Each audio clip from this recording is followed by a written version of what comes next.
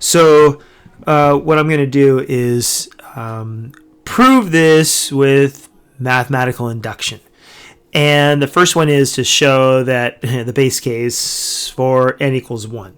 So for n equals 1, that would mean that the right-hand side would be 10 over 9 times 10 to the 1 minus 1.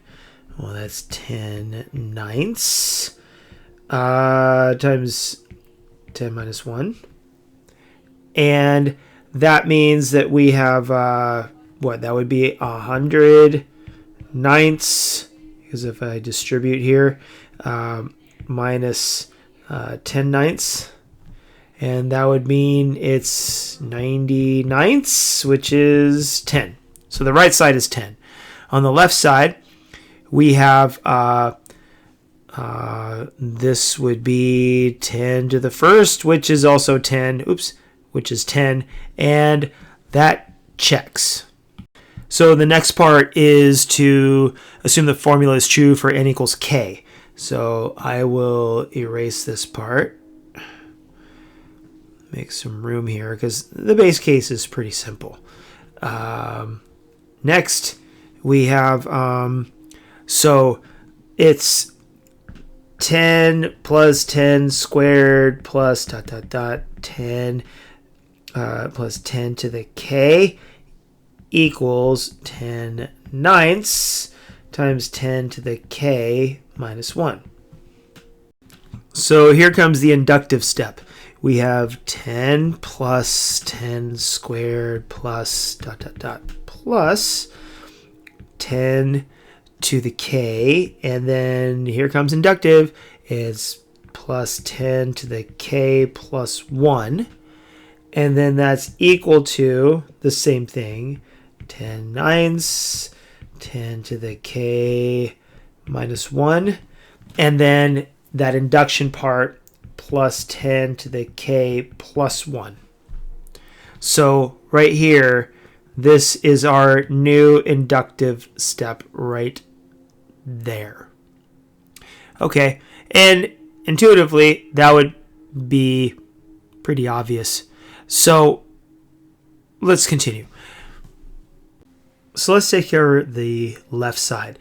Since 10 to the k and all this stuff here is equal to that, we're going to write that in place right here. So all of this right here is 10 over 9 times 10 to the k minus 1.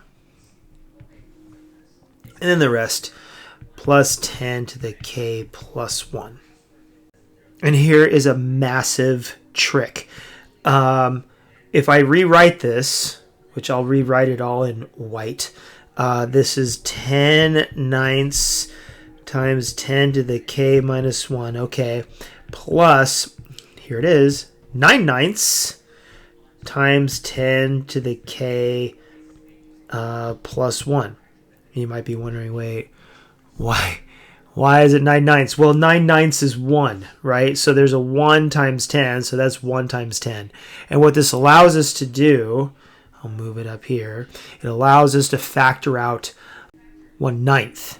So if I factor out a 1/9 from both of them, then this is 1/9 times, maybe I'll put that in brackets. I'll put it in brackets as a big parentheses there. 10, and then here's the same thing, 10 to the k minus, 10 to the k minus 1, like that. Plus, and then if I factor out a 1/9, that's 9 times 10 to the k plus 1 there. And of course, I would close that parentheses. So what is that equal to? That is equal to, well, just that part right here, 10 times 10. So this little part right here, 10 times 10 to the k, Well, it's that alone is kind of the definition of 10 to the k plus 1. And then 10 times, and then minus 10 times 1 is 10. And then this we can just keep as plus 9 times 10 to the k plus 1. And that's all being multiplied by 1/9. So what I'll do is I'll do a little rearranging here. And we have 10 to the k plus 1 here. I'm going to move this over here. And I'll have that as plus 9 times 10 to the k plus 1. And then the minus 10 I'll put at the end here. And I'm doing that so we can see that this is actually, isn't that 1? That's supposed to be, I'm trying to write 1 times right there. Let me do it a little bit clearer here. So I'm going to put that and 1 times that. So it's 1 10 plus k plus 9, 1 10 to the k plus 1s plus 9 10 to the k plus 1s. That's 10. So that's 10 times 10 to the k plus 1, and then that's minus 10. Again, all of these being multiplied by 1/9. I'll bring this up a little bit more. And what we can do is we can factor. And that looks like we have 10. We have 10 to the 10 k plus 1. Okay. And then minus 1. Right there. So there's that factored, and that's times 1/9. And so if we now inject that and multiply that, that's 10/9 times 10 to the k plus 1 minus 1. And that looks like what we're trying to achieve. If I go all the way back here, yeah, that is exactly what we're trying to achieve. That right there matches this right here, I believe. One more time. That is the same as that. Yes, it is. For this problem, we're trying to figure out 8 as a factor of 9 to the n minus 1. So when we have n equals 1, we have 9 to the 1 minus 1, which is 9 minus 1, which is 8, and that is obviously a factor of 8 because it's 8 times 1.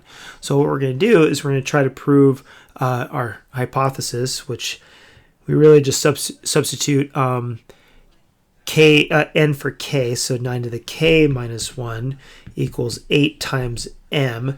And this assures if m is an integer, which makes 8m a multiple of 8, or that 8 is a factor of 8m.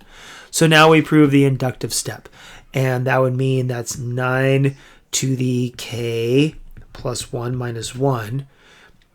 And so we really just work with this at this point. So what is that equal to? That's equal to 9 to the 9 times 9 to the k. Okay, that's 9 to the k plus 1 minus 1. And so here comes a real trick. So this is the same thing as 9 times 9 to the k, but we can write this as negative 9 plus 8, because that's negative 1. And so let's do this then. Let's then group this way, and we can then say that this is equal to 9 times 9 to the k minus 1, and then plus 8. And here we go. This is it. Because what we have done is by the inductive process, we know that 9 to the k minus 1 is divisible by 8. We already know that because we did it back at the beginning. So we already know that that is a factor of 8. And at the very core, if this is a factor of 8, then 9 times any factor of 8 will also be a factor of 8 or a multiple of 8. And then if you add 8 to that, then it's still a multiple of 8. So 8 is a factor of this. So there you go.